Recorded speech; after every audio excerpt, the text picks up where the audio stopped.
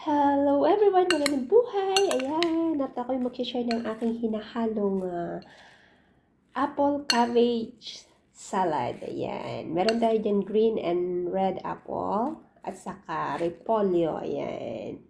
At nilagyan po natin yan ng sauce na vinegar, salt, sugar, black pepper, garlic, and sesame oil po ang ating nilagay na sauce dyan sa ating cabbage salad na madali lang po siyang gawin. Ayan.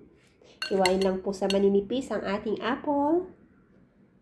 Ganun din ang ating cabbage. And then, lalagyan po natin siya ng ating sesame seed. Ayan.